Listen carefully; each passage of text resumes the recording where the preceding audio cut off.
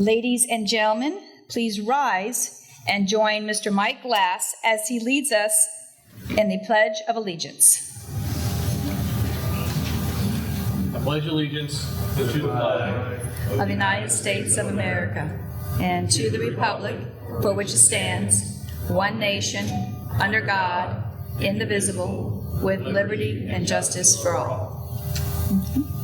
Thank you, Mike.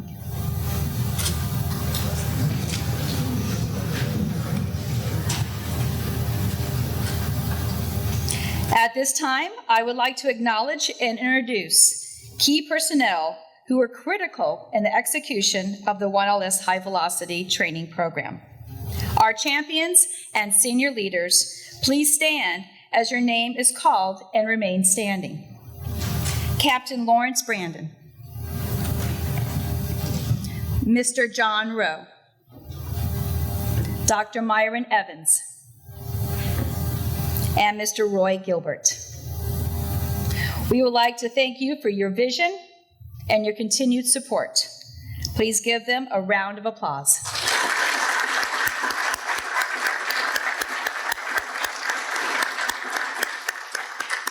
Thank you. These next groups of individuals were critical of the reinforcement of classroom learning, on-the-job training, otherwise known as OJT, and supervisor progress panels. During classroom training, students were introduced to 3 key factors that are very important to the leadership development. Number 1, leading self. Number 2, leading others. And number 3, leading teams and projects. During their shadowing and on-the-job training, students observed high-performing first-level supervisors in their areas of responsibility, AORs, during real-time work scenarios. Selected supervisors were also responsible for ensuring each student completed their leadership development qualification card. Would the 1LS shadowees who were selected to be shadowed please stand and be recognized?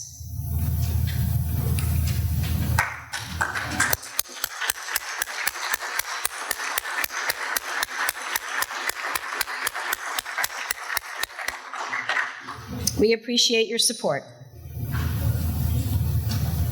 The First Level Supervisor training also incorporated supervisor progress panels.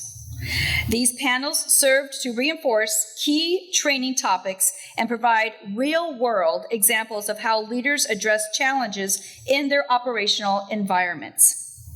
Panelists posed a series of questions ranging from best practices from their training, ideas of how training could be applied on the job, identifiable areas of growth and development, and how Command University and/or their coder department can support their continual growth and development. We believe this will help the 1LSs identify what they need to successfully meet our mission here at NNSY. Everyone who served as a panelist, would you please stand? Ladies and gentlemen, let's go ahead and give them a round of applause.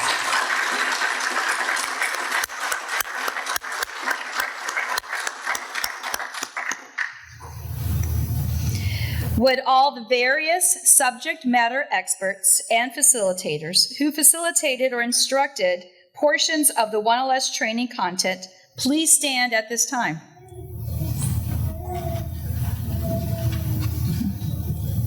We thank you all for your support, and let's give them a round of applause.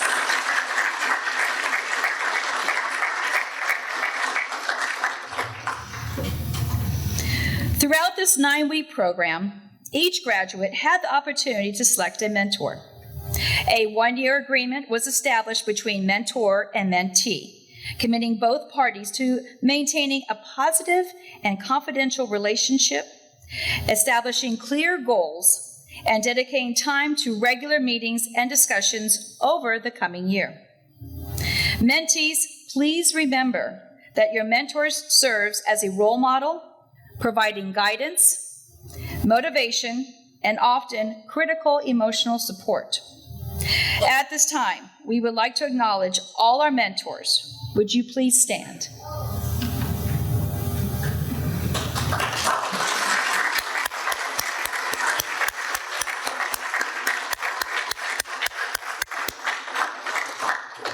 Thank you in advance for being mentors to our graduates. We would also like to express our sincere gratitude to various Norfolk Naval Shipyard organizations that provide support for today's event. As I call out each organization, please stand and remain standing to be recognized for your contributions. The Superintendent's Association, the Naval Civilian Managers Association, and the Federal Managers Association. Thank you, as always, for your continued support. And let's give them a round of applause.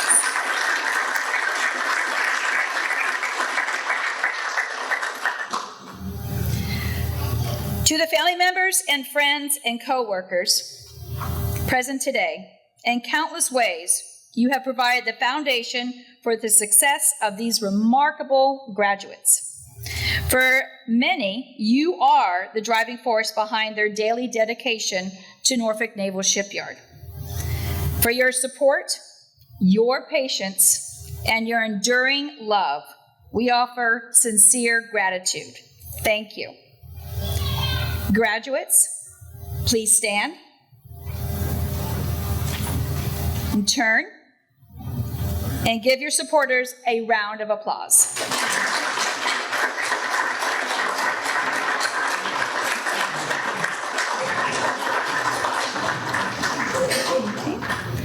All right, thank you, and you may have a seat.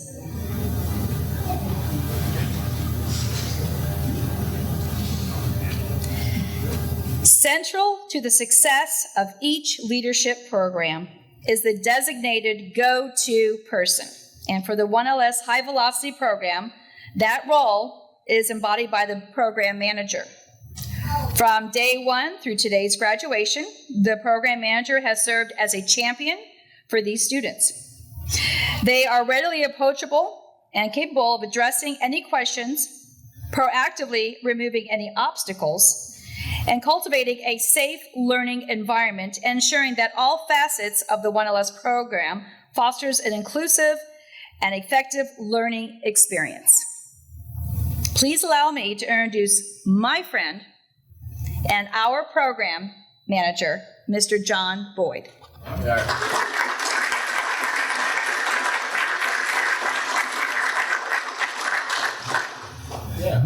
Yeah. Hey, other than family members, right? I think that pretty much everyone here knows me. So really, I'm excited to be here. This is such a group that I know I get up here every time and say that this group is better than the last group. And no offense, I'm just saying, this is a really good group, right? And I'm excited. I do have my speech I'm going to say, but after that, I really want to tell you all that I'm super proud of you all. And for the leaders that are leading these folks, that are mentored and shadowed, you have jewels here in the front that, if I had to lead and follow any one of you, I would definitely do it without a shadow of a turn, right? I'm proud of you. So good afternoon, everyone. It is truly an honor to stand before you today to celebrate this important milestone, your graduation as Shipyard Supervisors. Some of you have already been supervised for a while, but I finally caught up with you. This momentous occasion marks the symbol of your hard work, your commitment, and readiness to lead one of the most dynamic, demanding, and crucial times in our country and in our world. A lot of hard work has gone into getting to this point, and I personally would like for you all to give these hardworking supervisors a huge round of applause.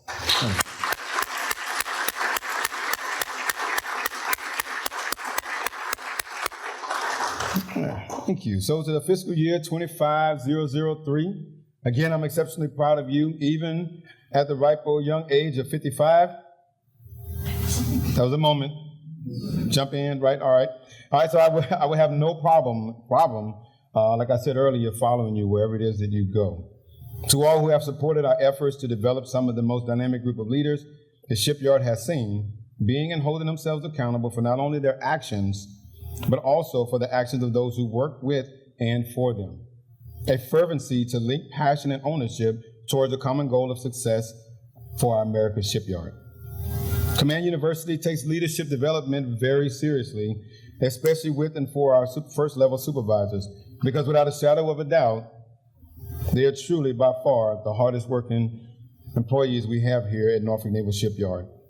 Well, there's like 8,800 folks that they're in charge of. And as I shared with them on day one, it's an investment to have you to be a part of pulling you off the yard for a while to come in and learn a few new things to help you to better lead. And based off the responses, there's been a lot of great things that are already happening. So thank you for the application part. So during the classroom training, supervisors learn what it means to lead themselves first, understanding what motivates them, identifying their leadership strengths, and working on areas for improvement, challenging norms, leading by example with direct impact we have on the culture here at Norfolk Naval Shipyard. The next one was leading others, learning the concepts and strategies for leading and developing their teams, their mechanics, their work leaders, and apprentices, realizing that leading people is not a one-size-fits-all approach. It's situational, and each employee requires different methods of leadership styles to ensure development and success for the employees. So we then delved into leading teams and projects, and I know Shelley had mentioned it earlier, focusing on managing work, engaging with their teams, decision-making, problem-solving, difficult conversation that's probably on a high level of feedback is really having to try to deal with difficult and having difficult conversations with their employees. And so shipyards, NNSY is the backbone of maritime trade, defense, and innovation. It is a place where precision meets power and where teamwork builds vessels and traverse oceans and connect continents. That sounds like AI, doesn't it? Because it is, but it's good. It's good. It's good. It's the truth. As supervisor, you are in the helm of this incredible operation, guiding skilled workers, facts, managing complex projects, facts, and ensuring safety and quality at every turn. This role is not just about managing tasks, it's about leading people. Your ability to communicate clearly, solve problems swiftly, and inspire those around you will define your success. Remember, a great supervisor listens as much as they lead, understands the challenges on the floor, and fosters a culture where everyone feels valued and motivated. This is getting good. It's just getting better and better. I got another level as I turn this page. Stand by. So remember, leaders, challenges will come your way. Challenges will come your way. Deadlines will pressure you. Unexpected issues will rise, kind of like when I had to deal with y'all in class for 3 weeks. And the weight of the responsibility can be heavy.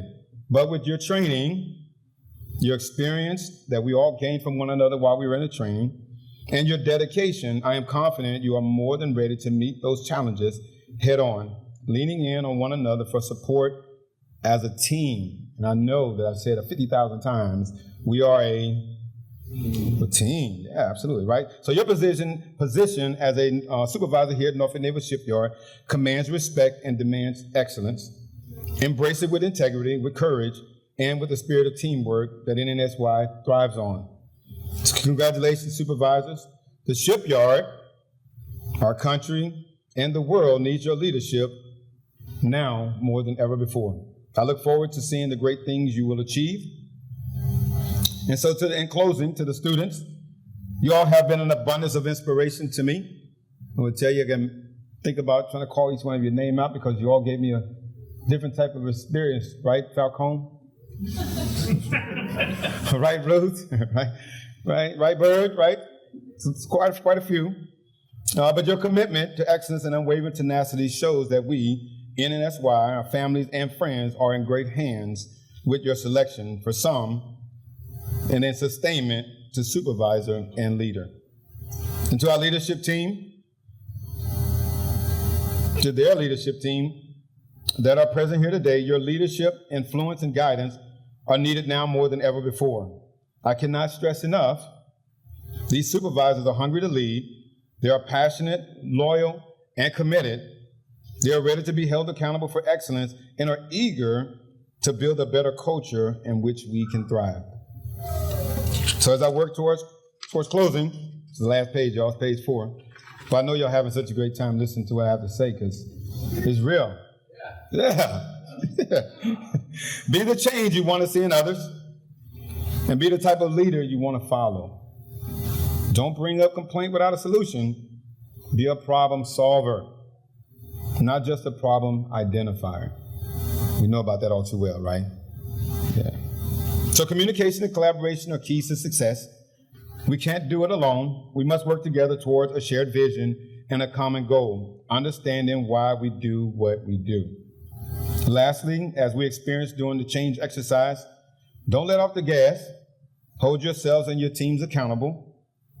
Manage the work and lead your people with integrity and purpose. And I want to thank you all for your time and congratulations again, graduates. I'm proud of y'all. Let's give it up. Yeah. Thank you. Let's give it up. Thank you, John. Let's go ahead and give John another round of applause.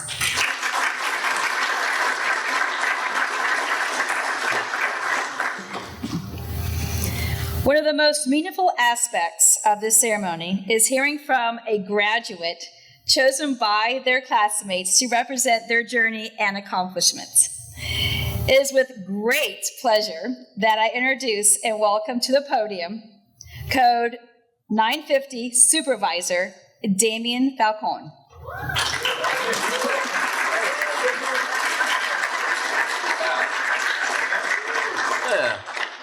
Oh, I'm so nervous.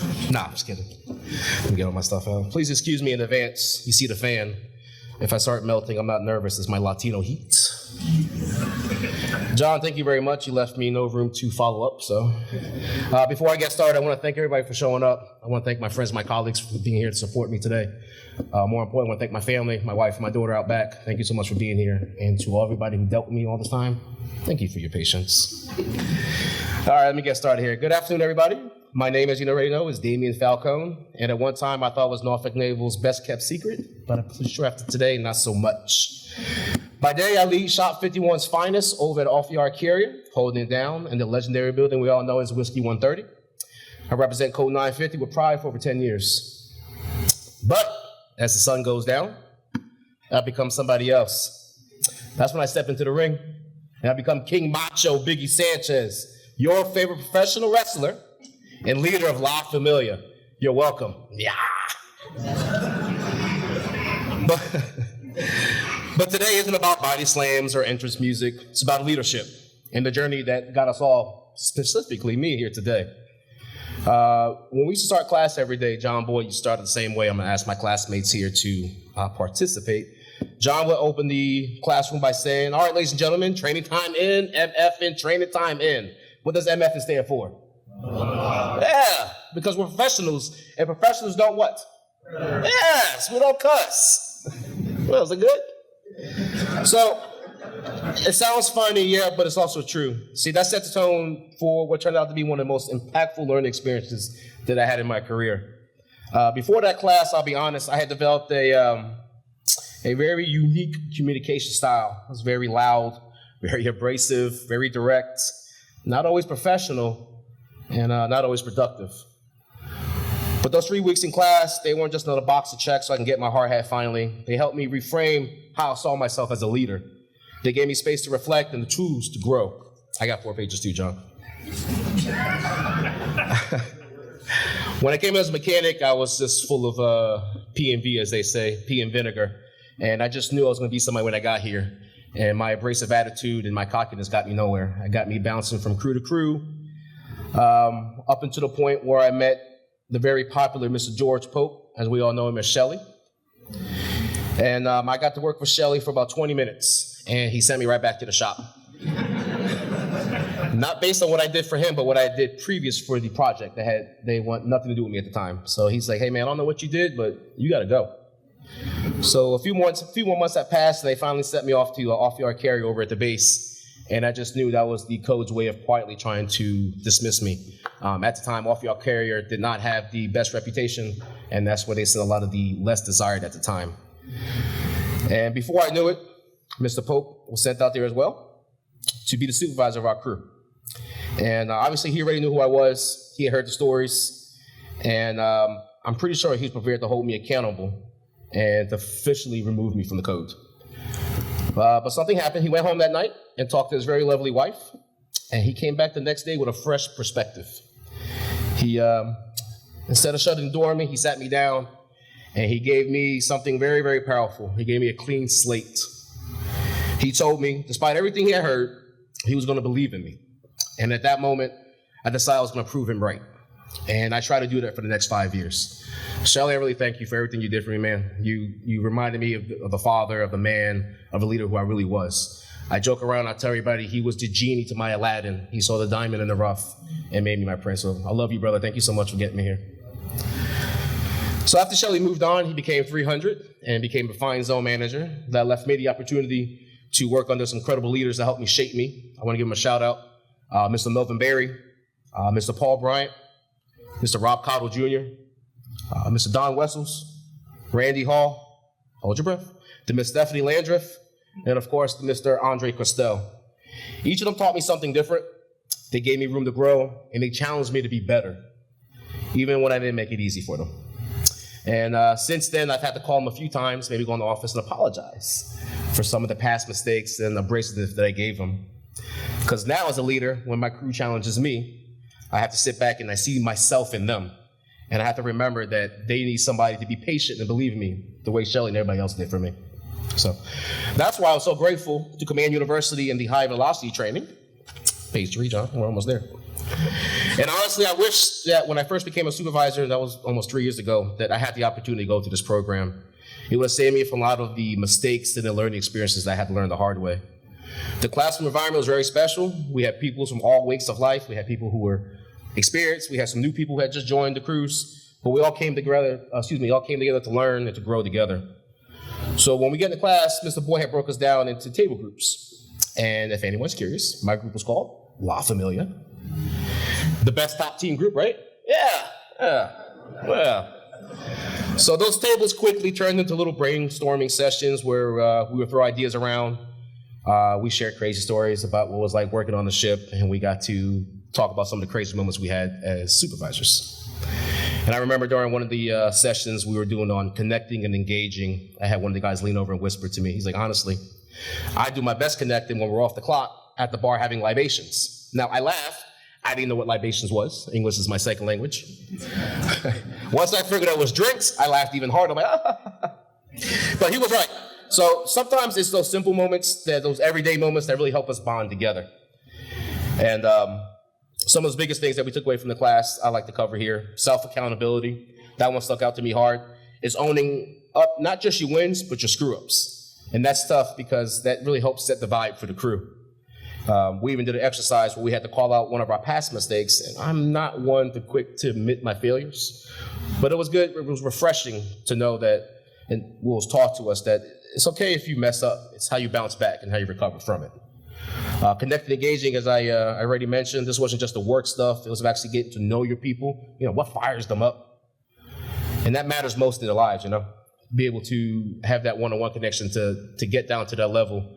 I learned that a lot working with Kelsey and Cindy, that sometimes it's not what you know, but it's how to develop almost like a parent figure. And developing the team, you know, we really dug into kind of spotting each other's strengths, where we can grow and how we can develop plans for the weaknesses to become their strengths. One of my favorite memories when we were in the program was the end of the class where we had a team building event. And of course, we all landed on bowling.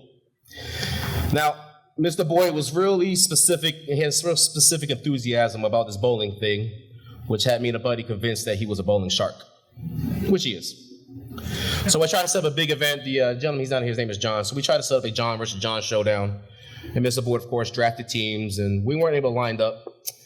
John on my side probably bowled the worst game of his life, and Mr. Boyd here, of course, smiling the whole time, took the win. So I promise you, sir, when we reach 2 LS, I will come for my trophy. Yeah.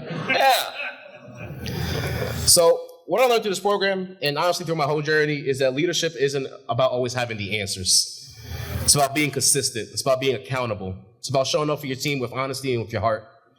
Some people need structure. Some people need space. Some people just need someone to listen to.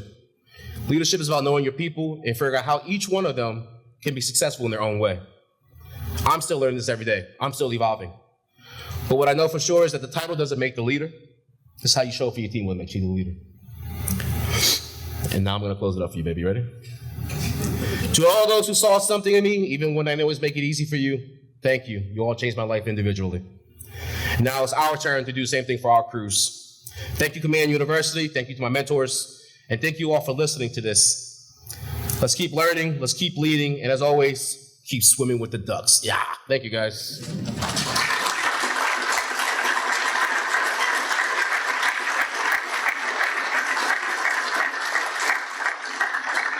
Thank you, Damien. How about another round of applause for that?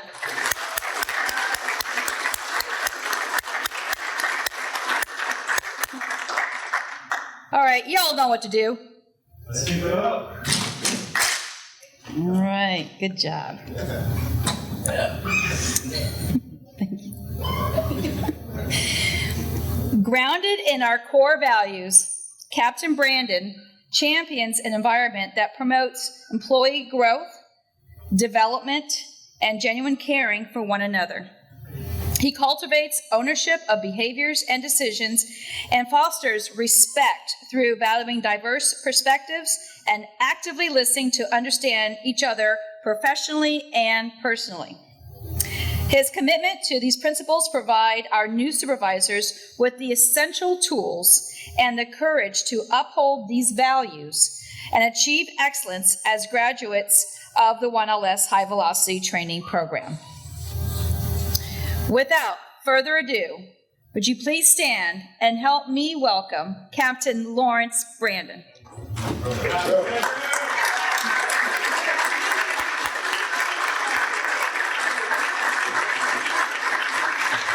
Hey, please have a seat. You make me nervous. Good afternoon, everybody. Hey, Damien, your people here? Yes, sir. Where's Damien's peoples at? Where are you at? Woo! I was just telling John up there, like, I gotta follow that dude. Damien, I don't know if I'm prepared for this right now. I've done this a couple times, and it's always a beautiful thing to see people hit such a significant milestone in their careers. And it's super exciting to be around long enough to kind of see them develop and then move to the next level and the next level. Damien, you could easily tell that it came from the heart. And I had goosebumps up there this whole time. It's just beautiful that you owned it. I wrote down that you got a clean slate, and that matters. As someone who's gotten a clean slate before a time or two, that's just incredible, and I'm really appreciative that you owned it. John said I only get to talk for 35 minutes, so wait, 3 to 5 minutes. Okay, 3 to 5 minutes. Okay, so 3 to 5 minutes. I've been gone from the shipyard for about a year. 2 of my last 3 jobs have been in Washington, D.C., one in the Pentagon and one in the Navy Yard. I want to talk to you guys about that. I need this front row to understand why you're the most important people on the planet Earth. Family, that's real. This row, folks, right here are some of the most important people on the planet, and I need you to understand why. We good with that? Yeah. We're in a time in our country where you guys watch the news. We've got emails, we got all hands, we've got admirals and tigers and bears, we got all. We got folks coming down the shipyard every 15 minutes. I just had a meeting with Senator Warner and Senator Kane's liaisons that want to know what's going on and how we can help. I know a lot of folks in the back on the shipyard side have heard me talk about this. Is there any supervisor? You guys all look new to me. Like, I don't know any of you guys in the front row. I got to get out. Have any of you guys heard me talk before on the front row? Okay. I know there's a bunch in the back row. Y'all just going to have to listen to it. We are at an age and we are at a time that our country hasn't seen since 1939. We are on the verge of doing something that the world has not seen since World War II. And as somebody who has worked in DC a couple times now, don't really like to drive up there, but these folks up there are planning and strategizing to do something we haven't done in almost 100 years. And unfortunately, we have some adversaries at this point in time that fully expect to do some things, and the only thing on the planet that gives them pause is the U.S. Navy. Specifically, our submarine platforms. Because when we go out to sea on submarines, even the 35-year-old ones that we break apart and put back together, that you guys break apart and put back together, when they go out to sea, they can't be found. So we take 35-year-old ships and make them look new. And when they go out to sea, they can't be found. And we've got an adversary on the other world near the South China Sea that recognizes this. And they don't have what we have. The challenge that we have now is we have too many in shipyards and not enough out at sea. I need some commitment from you guys with this hat. We have got to get submarines out of shipyards as quickly and safely as humanly possible. You, your families, our nations, our global way of life is dependent on it. That is a fact. That's not a rah-rah speech. That is a fact. Our adversaries have said that they intend to reoccupy Taiwan in the year 2027. This is what they're saying. This ain't a Facebook post. They're saying this. And the only thing stopping them is us. And by us, I mean y'all 23 people right here on the front row. I've been stationed here as a third-class petty officer, a lieutenant commander, a commander, and a captain. I've been stationed at this command 11 times.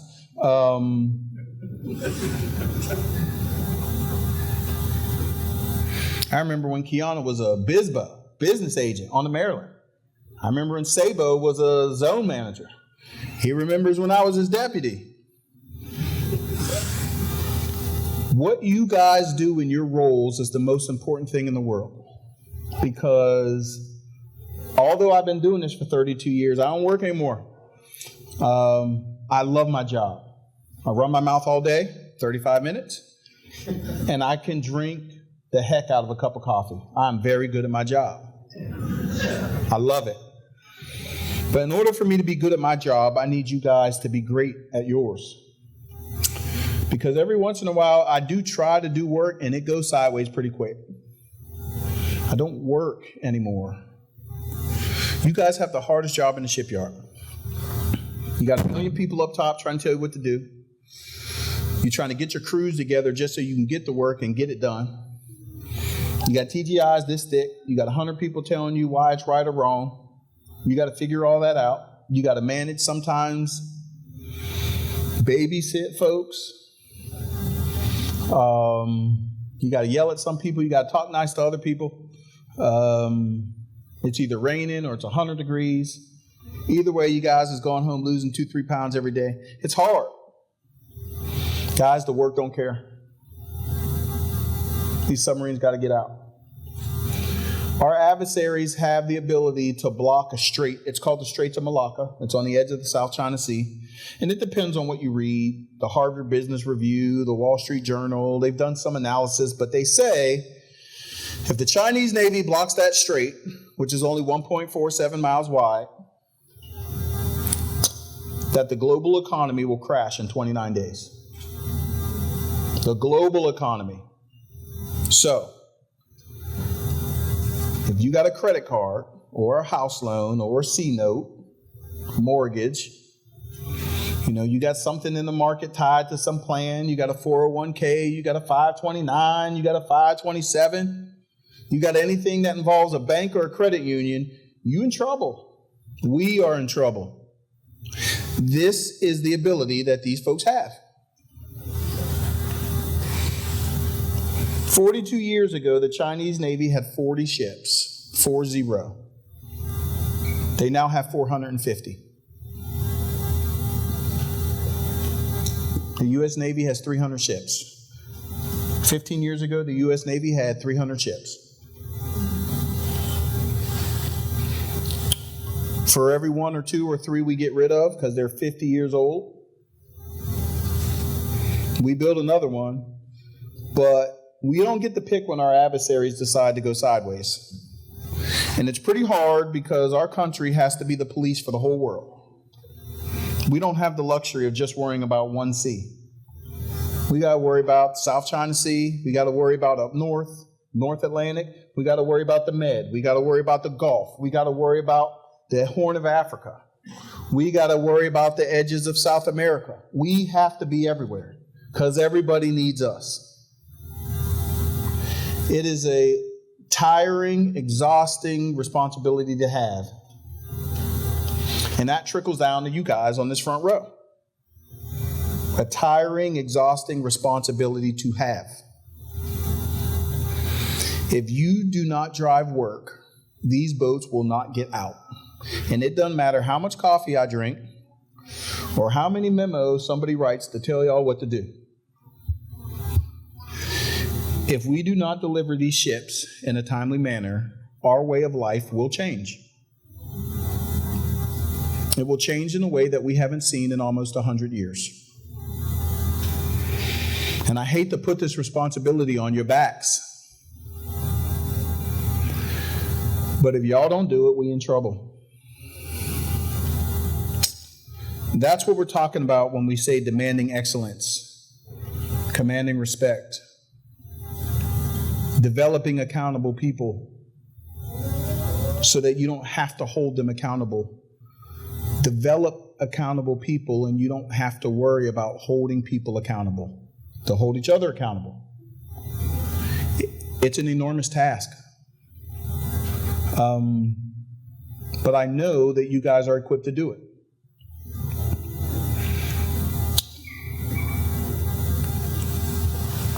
Up in the Pentagon, they've got these folks that do all these war games. They do all these scenarios. They have this gonculator. It spits out a bunch of stuff. They got a bunch of generals and admirals and captains and colonels up there. And they have predicted that if we have an engagement in the South China Sea, it's going to last 14 to 17 days. 660 ships, 2 weeks. Not 20 years in Afghanistan or Pakistan or Uzbekistan or Pakistan. They're saying that there's going to be 600 and something ships in the South China Sea. We're going to lose 2.5 aircraft carriers. Lose them. And that engagement's going to be over in 2 weeks. It takes 2 weeks to get from Norfolk to the South China Sea. So the answer is not going to be, we got to get the boat out the dock to get there. The answer is, if we don't get there now, we're in trouble. It has to be done now. And this is why you guys are the most important people on the planet Earth. I'm not going to get into politics to say how you voted or who you voted for, but I'll tell you this. Up in D.C., we like to talk a lot up there. I argue sometimes we don't solve problems, we solve symptoms. We're symptom solvers, we're not problem solvers. I need you guys to be problem solvers. And sometimes that means putting your pride and your pettiness in your pocket because the work doesn't care. And we got to focus on getting this stuff done. In spite of leadership at times. In spite of poor communications. In spite of lack of material. In spite of lack of direction. In spite of. This is why y'all putting those hats on here in about 10 minutes. Leadership is the hardest thing on the planet, and I and we are giving you guys the hardest freaking job that the Navy has seen since 1939. That is a fact. We're giving you a job that no one has had in 100 years. And Shelley and all these folks that have done this, we have been in the Navy, for the most part, that has been in a peacetime operation. So some of this crazy, we don't even get the leverage on the people we know because we ain't done it in almost 100 years. But I know you are up to the challenge. And I appreciate your willingness to embrace it.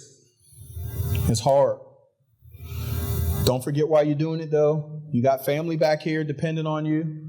No pressure. You got a whole country dependent on you. No pressure. You got a whole world dependent on you. 10,000 folks in Norfolk Naval Shipyard. There's only a couple places on the planet that do this thing. There are a couple places on the planet Earth that do what we do.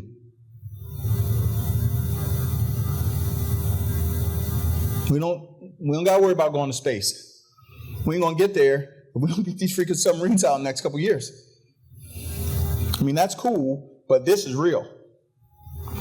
I need you guys to live in the real. I need you guys to continue to embrace this with a hunger and with humility. I need you to become competent and experts of your craft and take that confidence to have the courage to lead, which might mean telling your supervisor or your next person up the chain, that ain't right. This is a people business. You have to learn so that you can take care of your people. If we don't get this done, we might not have the people to do this business anymore. So I really want you guys to understand how vitally important you are, not just to this shipyard, but to our national security strategy. We got a whole freaking country waiting on Norfolk to deliver submarines. We do. And I'm excited. One, I don't got to drive up to the Beltway every Monday and Friday anymore, but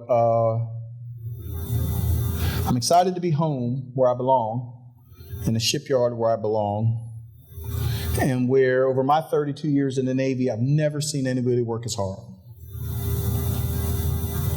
And so hopefully the next time I see you guys, your hats are not this shiny, because you walk and you talk, because the work doesn't care. And we need you to get after it. We need you to be special, because these are special times. And if there's anything that I can do for you, at a minimum, you can come by my office and get a real good cup of coffee. Because like I said, I'm really good at my job. But after that, I need you to get back to work and keep your people encouraged so we can get these boats out. And if you're good with that, I'm great with that. Y'all got anything for me before we get it on for real, for real? Okay. Thanks for giving me a couple seconds. It was longer than 5, but it was shorter than 35, John. It's been a while, and Damien gave me goosebumps. So appreciate what y'all doing. Keep doing what you're doing, and don't forget why you're the most important people on the planet. I mean that for real. Thank you.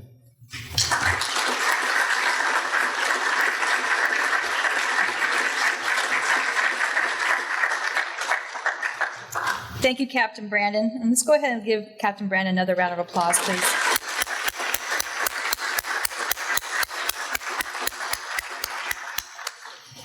All right, we'll now move to the highlight of our ceremony, the introduction of our graduates and their valued hard hat presenters. The supervisors will be presented and recognized in the order of their code. Code 740 graduate Egner Smith.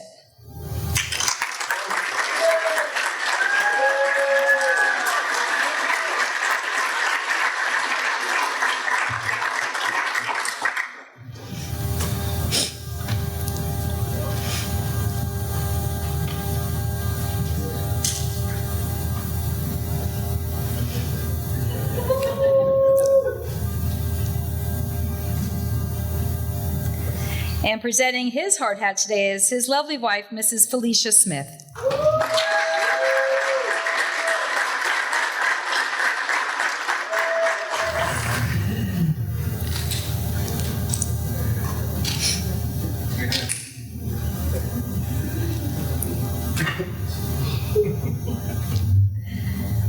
Code 900F graduate, John Merritt. John.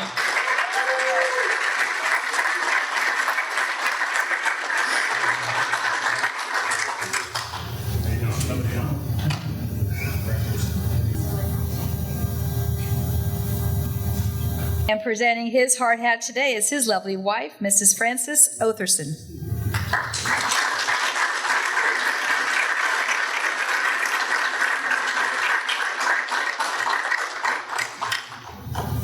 Code 920 graduate, Adam Cohen.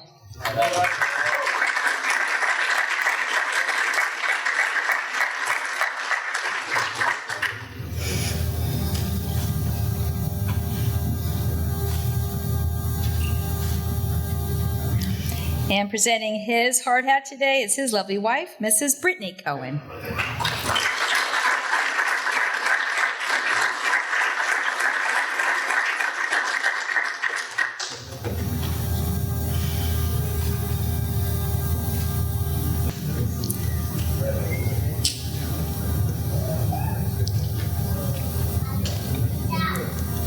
.926 graduate, Cameron Horn.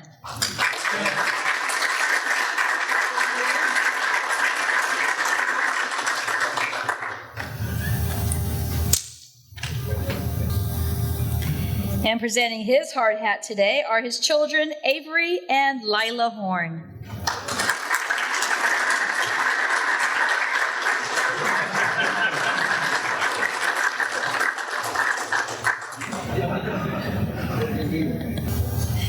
.926 graduate, Craig Wise.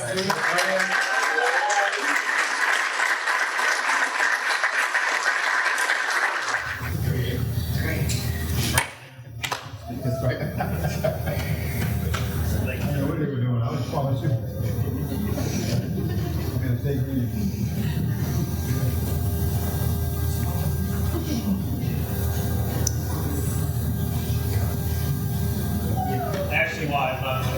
I'm sorry.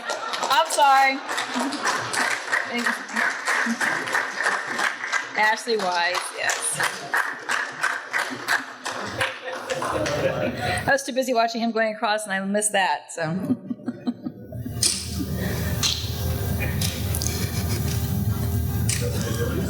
.950 graduate, Blake Ayers. Blake.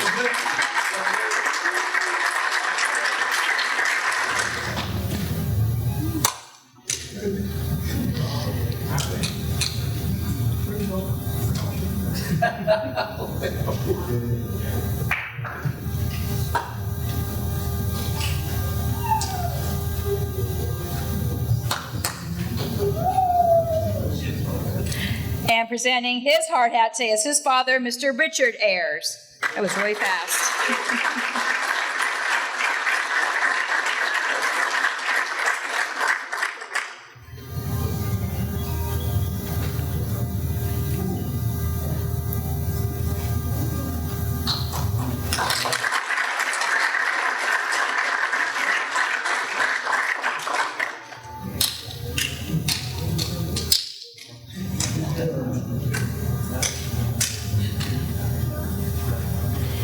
Code 950 graduate, Damian Falcone.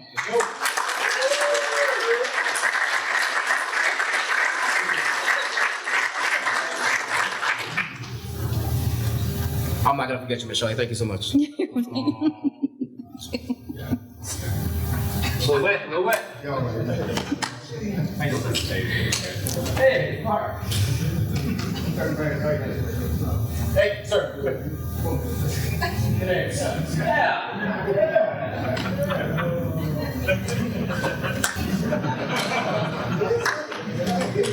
And presenting his hard hat today is Mr. George Shelley Pope Jr.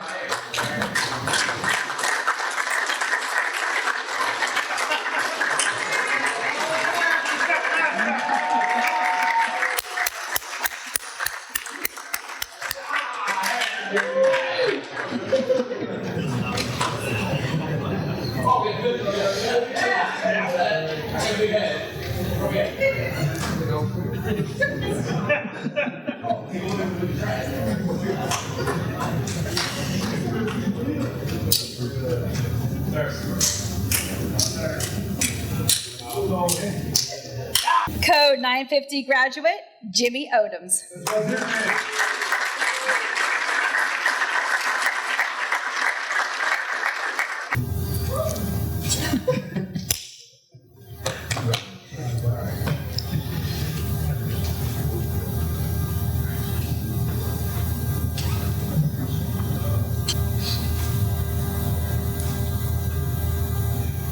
And presenting his heart out today is his son, Mr. James Odoms.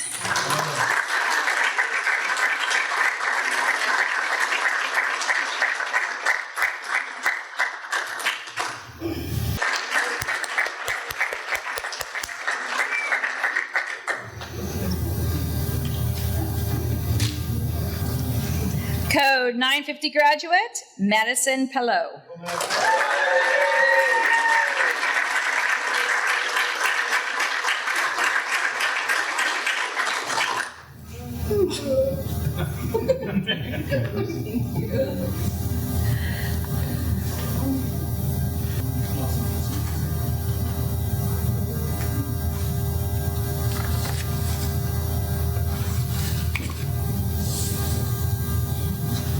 So presenting her hard hat today is Miss Cynthia Williams. You need to fire me. Code 960 graduate, Zachary Brakefield.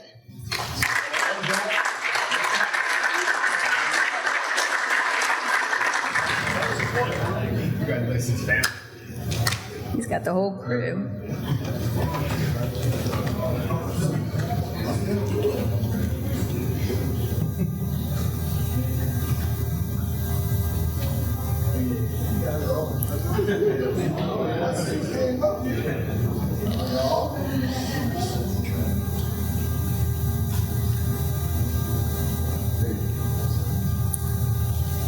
And presenting his heart out today is Mr. John Boyd.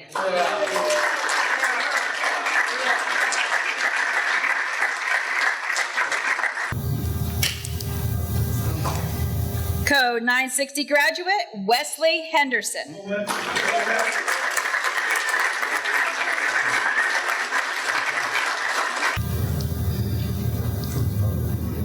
gonna stand by you. Sure.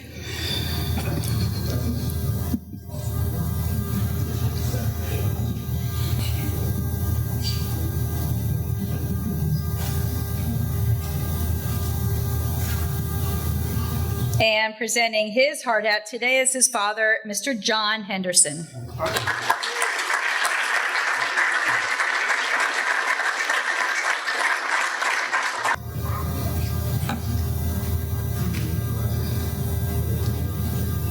All right, we're halfway there, everyone. Code 960 graduate, James McCune.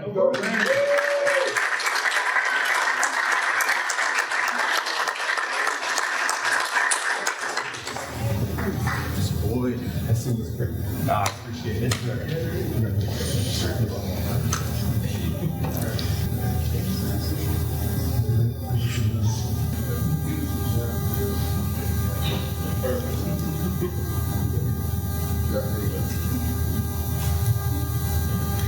And presenting his hard hat today is his father, Mr. James McCune, Sr.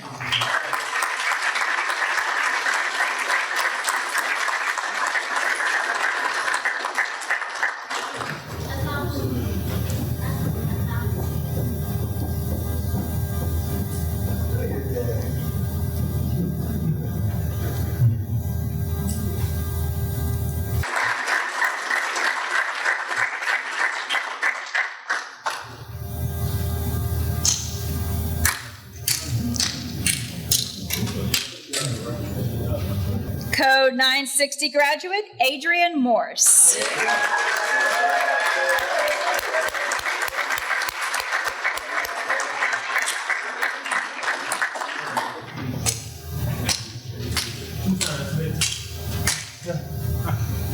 About that time. Thank you.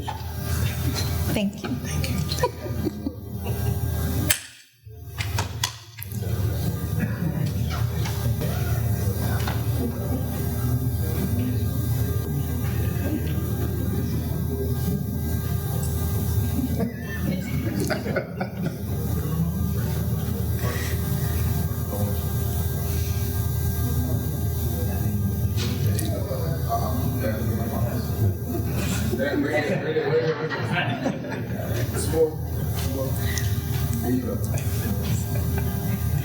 And presenting his lovely wife, his wife's presenting his hard hat. It's his lovely wife.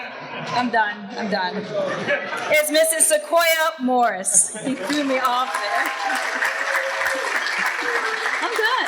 I'm just done.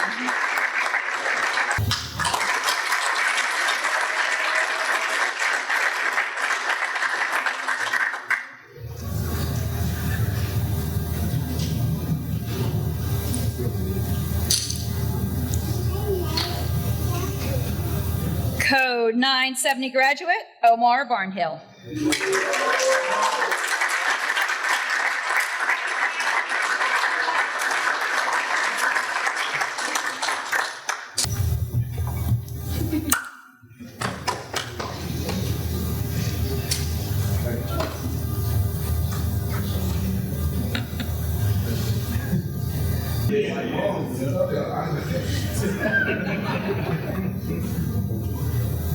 And presenting his hard hat today is his beautiful mother, Miss Diane Barnhill.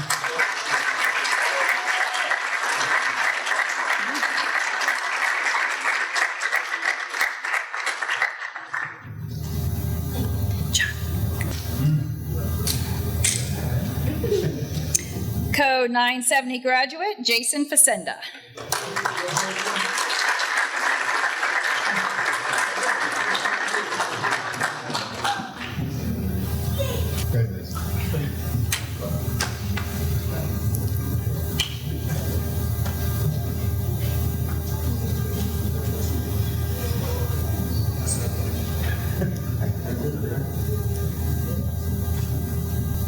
And presenting his hard hat today is his lovely wife, Miss Jenny Facenda.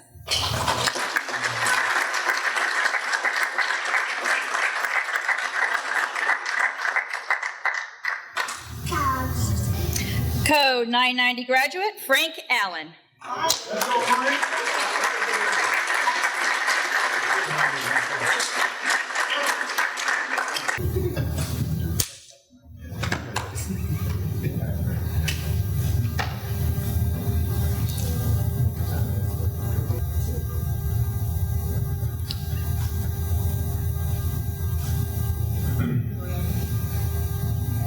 And presenting his hard hat today is his beautiful daughter, Mia Allen, who we'd like to wish a happy 16th birthday today.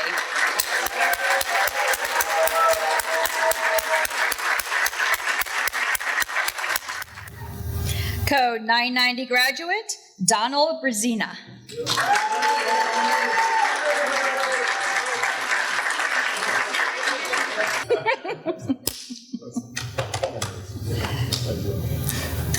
Thanks so much.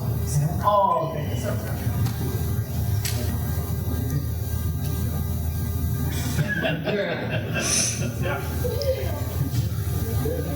And presenting his hard hat today are his children, Annabelle and Donald Brzezina.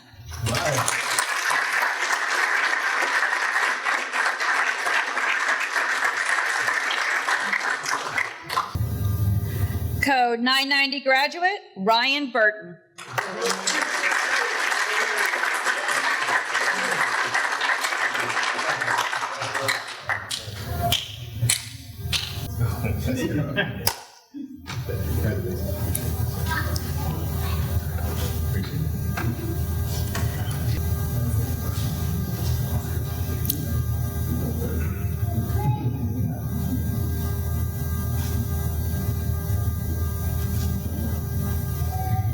And presenting his hard hat today is his girlfriend, Ms. Kylene Clearbridge.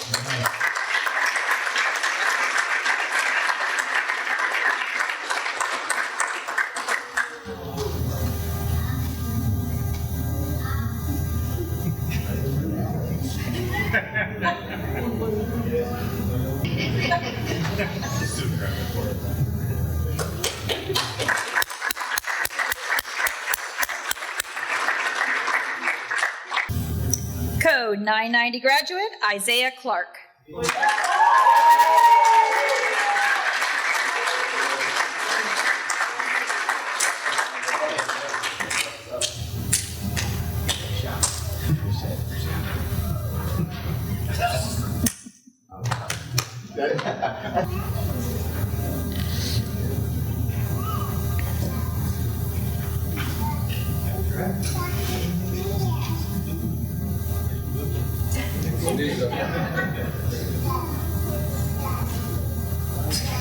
And presenting his hard hat today is Mr. Jonathan Buck.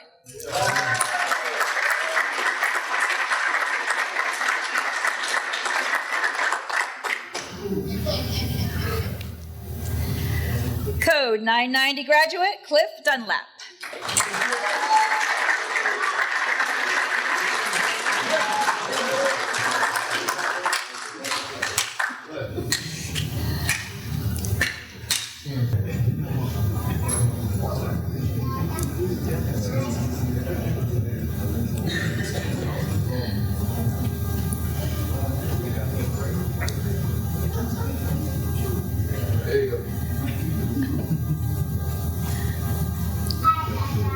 And presenting his hard hat today is his lovely wife, Mrs. Jasmine Dunlap.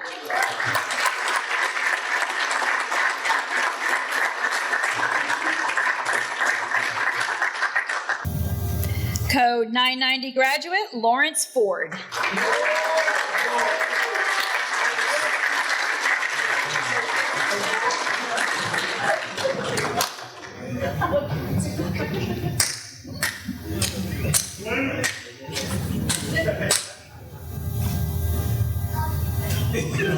He's ready.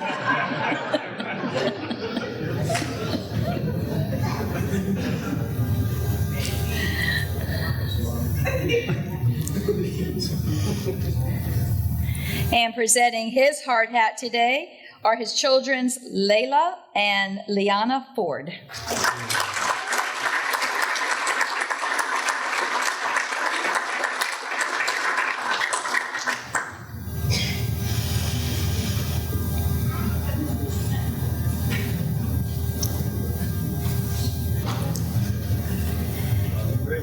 And code 990 graduate, Ruth Pebworth.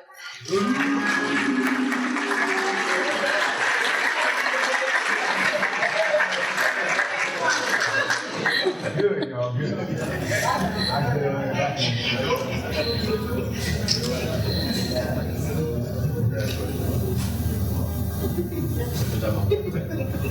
You got this. You got this.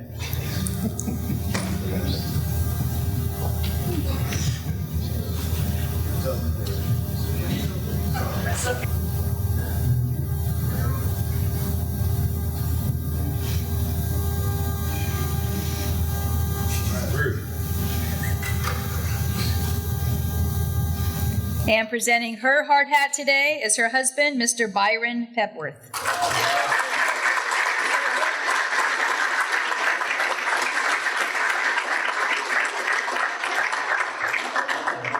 One LS supervisors, please stand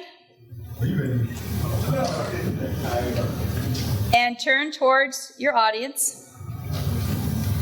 Would all our guests, family members, and friends please stand and give these first level leaders a heartfelt round of applause.